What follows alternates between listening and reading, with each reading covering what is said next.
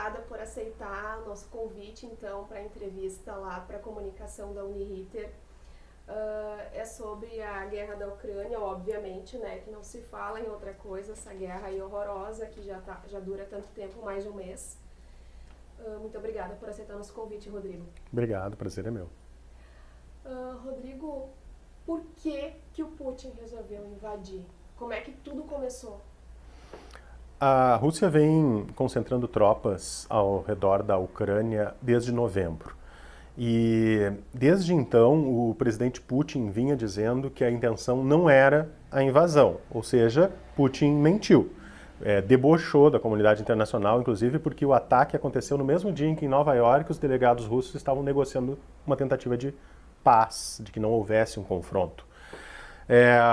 O principal motivo é que a Rússia nunca engoliu o fato de a OTAN ter se expandido para o leste. A Organização do Tratado do Atlântico Norte, criada em 1949, se expandiu para o leste europeu, para países onde antes havia influência soviética, e alguns deles, inclusive, eram membros da antiga União Soviética.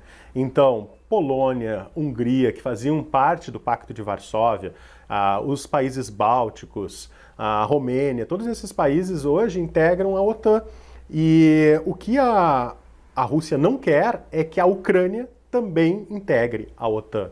E Belarus também, a antiga Bielorrússia.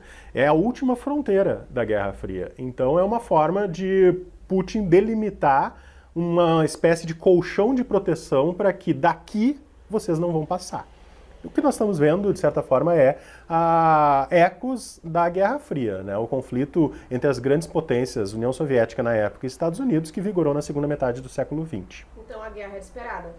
Ela era esperada, sim, há muito tempo, pelo menos uma guerra ou a derrubada de um governo democraticamente eleito na Ucrânia, que é do presidente Volodymyr Zelensky, e no lugar fosse colocado um presidente títere, um presidente que servisse aos interesses da Rússia. Né? Então, ou uma derrubada de regime por meio de movimentos, ou mesmo uma guerra. Mas a gente tem que lembrar que a Ucrânia, na verdade, ela já está em guerra há muito tempo. Em 2014, a região da Crimeia, no sul da Ucrânia, foi ocupada pela Rússia e anexada ilegalmente. E no leste, nas duas repúblicas separatistas de Donetsk e Luhansk, que desde 2014 também reivindicam a independência. E ali há a maioria de moradores, de população russa. E por isso que o Putin diz que ao invadir a Ucrânia e querer a independência dessas regiões, ele está garantindo a segurança dos russos étnicos que moram ali naquela região. Certo, então não tem jeito mesmo. Rodrigo, quando tu recebeu a convocação para ir para a Ucrânia, né, tu estava voltando de férias. Como é que foi essa decisão tão rápida de ir? Viagens assim realmente causam ansiedade, a gente fica na dúvida se vai conseguir embarcar, e eu que sou um cara muito ansioso, já quero de cara chegar logo e começar a trabalhar, né? E a gente tem que lembrar que a gente está no sul do Brasil, onde tu tens que no mínimo, né, ir para São Paulo, Rio de Janeiro, atravessar o Atlântico para chegar na Europa, e da Europa Central ir para os países do leste europeu, né? A decisão foi muito rápida, né, do Grupo RBS, da gente viajar. 11 da manhã, a decisão foi de que nós realmente embarcaríamos no dia 24 de fevereiro, que foi o dia que começou a guerra. E naquele dia mesmo, graças a uma competência impressionante dos nossos gestores e daqueles responsáveis pelas viagens, pelo setor administrativo, que conseguiu uma passagem em poucas horas para a Polônia, no caso, né, passando pela Alemanha por São Paulo.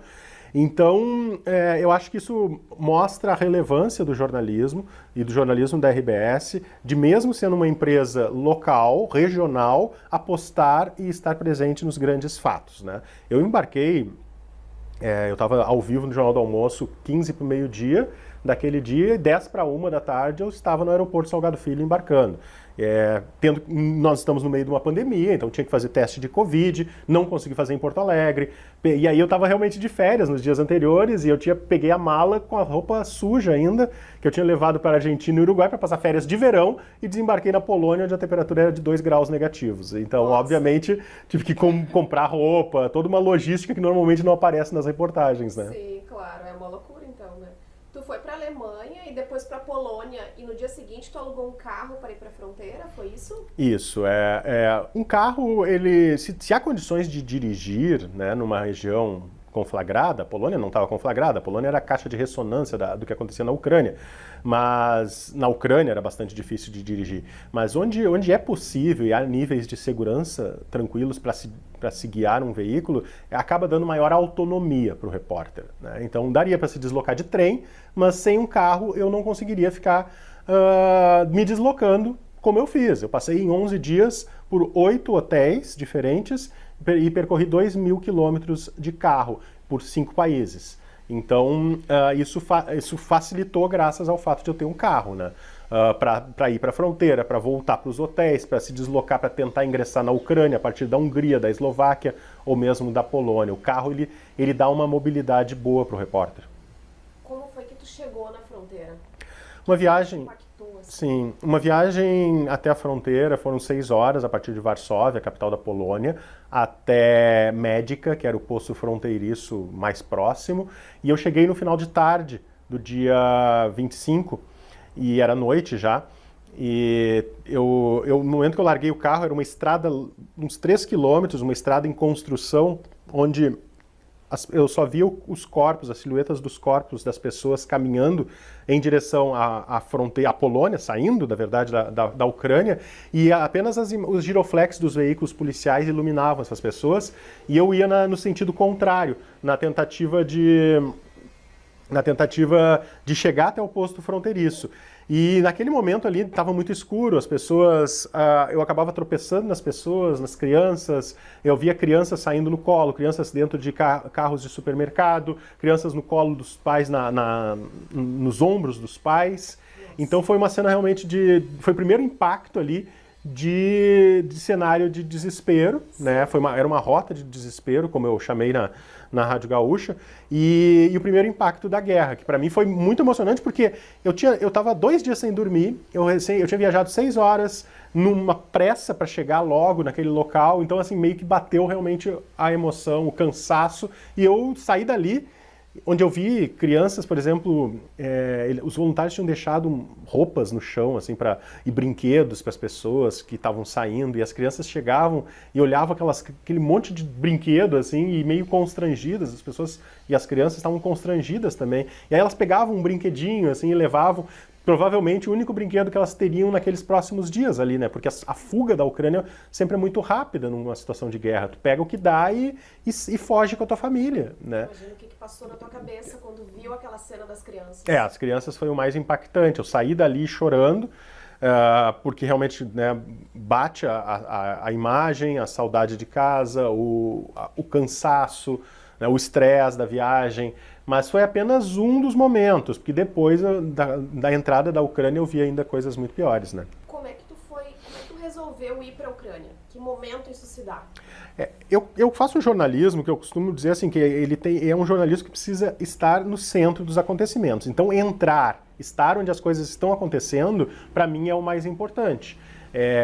Felizmente, nesses 20 anos de carreira, eu nunca cobri um conflito ou uma situação noticiosa à distância, né? Então, tu cobriu uma guerra da Polônia, por exemplo, não, tem a questão dos refugiados, mas começa a ficar repetitivo e tu precisa estar onde as coisas estão acontecendo. E a guerra acontece na Ucrânia, não na Polônia. Costumo dizer que é a mesma coisa que tu cobrir uma guerra que está acontecendo na Argentina, no Brasil. Então, entrar na Ucrânia sempre foi o meu objetivo. Eu tentei 3 vezes e só na terceira eu consegui de trem, porque eu não tinha garantias de segurança lá dentro. Eu não confiava suficientemente nas fontes que me garantiriam que eu entraria e eu conseguiria sair a hora que eu quisesse. A partir do momento em que eu consegui uma fonte que me garantiu que estrangeiros estavam saindo, entrando de trem e saindo de trem, eu decidi entrar. Não é uma decisão fácil, porque a gente fica com medo de, né? Eu olhava a fila do trem assim e ficava pensando, será que eu devo embarcar ou não? E se eu embarcar, tenho como sair? E quando eu estava entrando na Ucrânia, as luzes do trem se apagaram.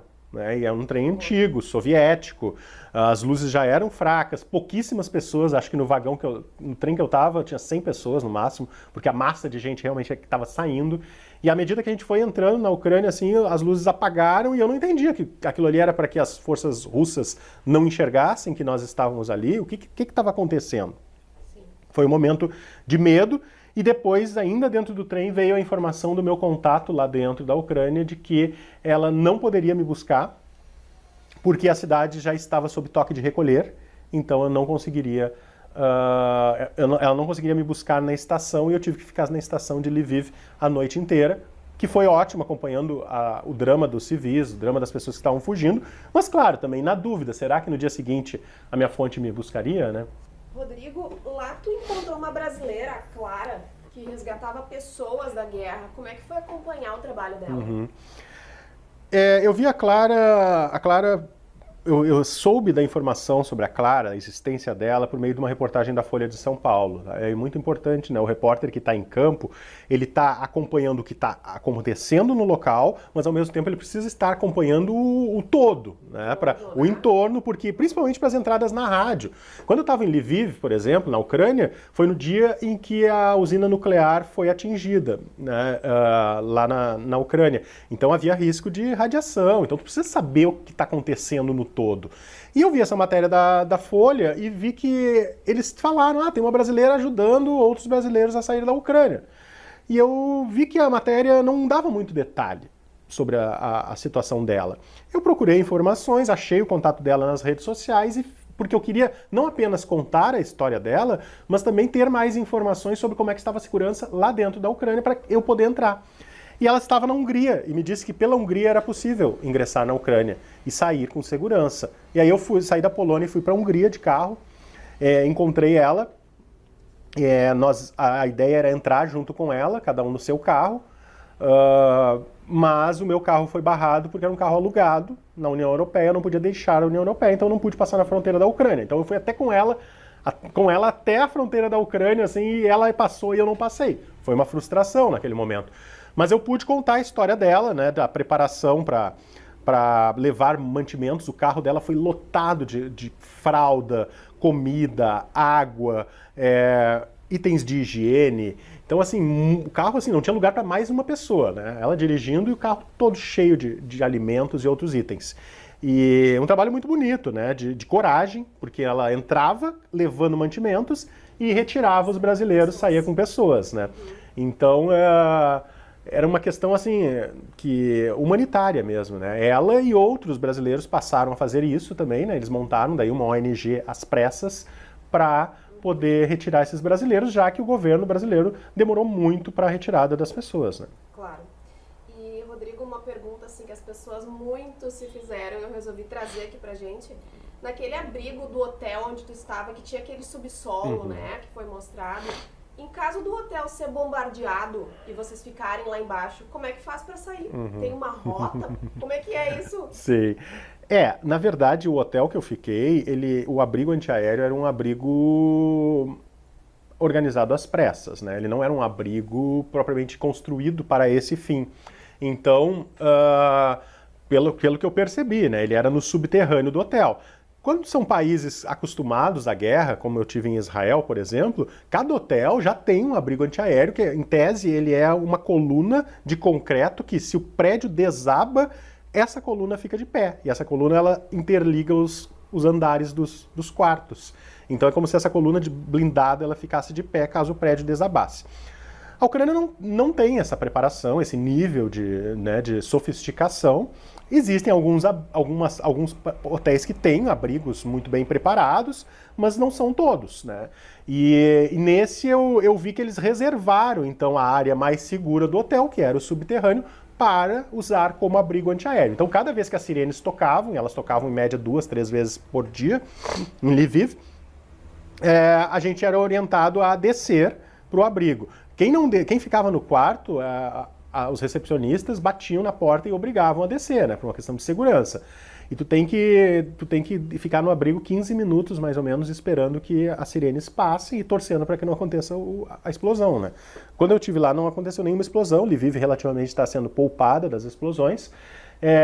Mas sim, em tese, existe uma rota de fuga para caso o prédio desabe, né, colapse a estrutura, e a gente tem aí um caminho para sair do hotel, que é mais ou menos delimitado. Já existem as setas nas paredes, placas, mas tudo de forma muito artesanal, não é? Como, esse tinha as placas no chão e placas nas paredes, como uma rota de evacuação. Mas tudo que eu via era assim, feito a caneta, feito no papel. Não é uma coisa assim já preparada para aquele fim, né?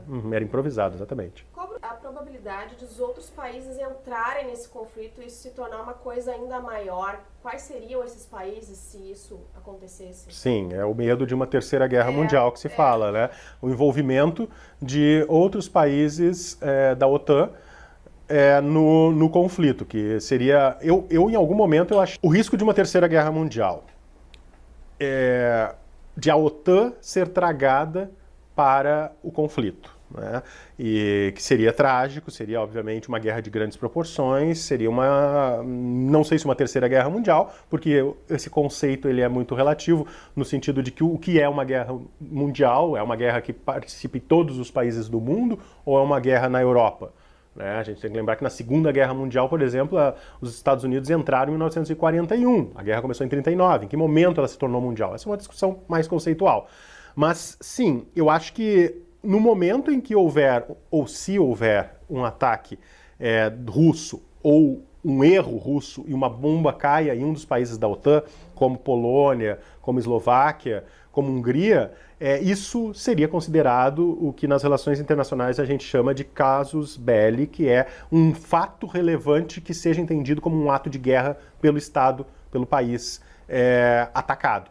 E um míssil na Polônia, por exemplo, faria com que se fosse articulado fosse, na verdade, ativado o artigo 5º da OTAN, que é um ataque contra é um ataque contra todos os membros, né? Isso obrigaria com que todos os países da OTAN entrassem na guerra. Esse é o meu medo, obviamente. Acho que a chance existe, porque um erro de cálculo sempre pode acontecer a qualquer momento.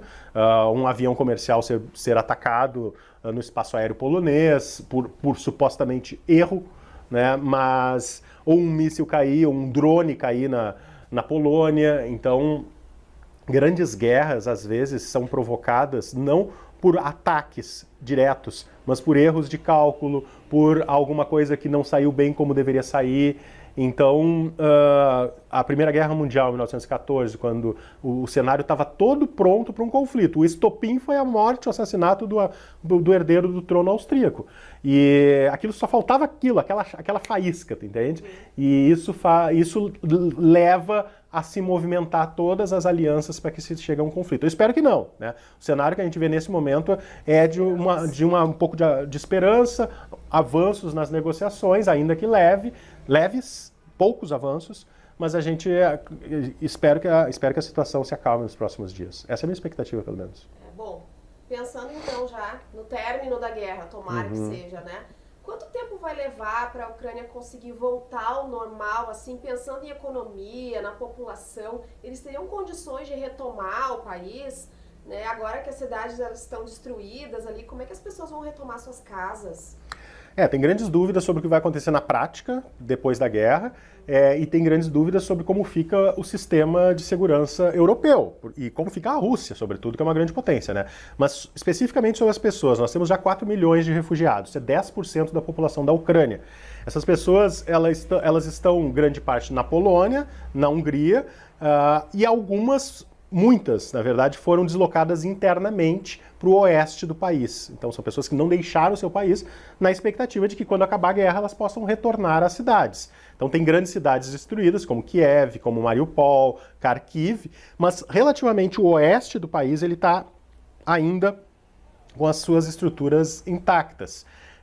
Também tem uma discussão de como vai ser o fatiamento do país, porque se a Crimeia a região da Crimeia for reconhecida como russa e a região do Donbas, que é o leste, for reconhecido como russa, a Ucrânia, o estado da Ucrânia vai ter o seu território muito reduzido, fatiado. Né? Então nós estamos falando de uma situação muito parecida com o que aconteceu na antiga Iugoslávia, né? Em que os territórios foram esfacelados. Assim.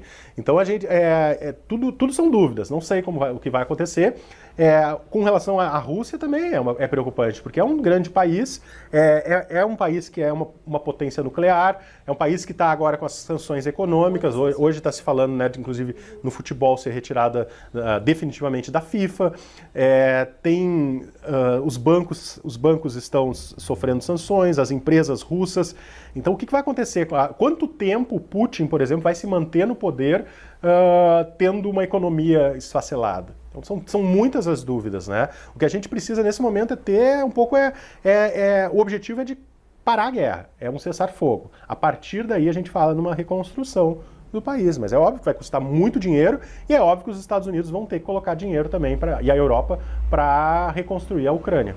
Sim, porque se a Rússia vencesse a guerra, né, como é que fica a Ucrânia? Ela se torna parte da Rússia, é isso? Como é que fica o Zelensky? Falar em vitória de algum dos países também é complicado, porque o que seria a vitória? Né? A Ucrânia resistir mais de 30 dias a uma das maiores potências militares do planeta pode ser considerada uma vitória. Já é uma vitória para a Ucrânia. A Rússia não conseguir colocar de joelhos a Ucrânia é uma derrota. Agora, internamente, se o Putin conseguir, por exemplo, a região da Crimeia e a região do Donbas anexar para eles, ele pode vender isso como uma narrativa de que ele venceu a guerra, que ele dizia que esse era o objetivo inicial do conflito. Né? Então, vai ser um empate. Mas num conflito entre... Sim, no caso no caso de a Ucrânia ser anexada ao território russo, o Zelensky, por exemplo, seria morto, preso ou teria que fugir do país. E a decapitação do regime, que eu acho que era a ideia do Putin no início. Né? Não conseguiu, graças à resistência ucraniana. E num conflito em que tem... Né, é meio que bíblico, como Davi e Golias, né? É um estado muito pequeno, com uma força militar muito pequena, que resiste a uma potência militar. Então, mesmo que seja um empate, a vitória moral, digamos assim, ela é da Ucrânia, que é mais ou menos como no futebol, se fosse um time da terceira divisão do Brasil jogando contra o campeão da Champions League na Europa, por exemplo. Né? Um empate já é um ótimo resultado, né? Mas será que a Rússia tem bala na agulha para aguentar muito mais tempo? Essa é a grande dúvida também. A gente não sabe. O que a gente vê é que os planos do Putin foi um erro de cálculo. Ele não conseguiu avançar nas grandes cidades. Kiev, por exemplo, não foi tomada, a capital. Teve muita resistência por parte dos militares, por parte dos civis e de estrangeiros que foram lutar lá. Então, o que a gente está percebendo é que realmente a bala na agulha, de fato, não existe.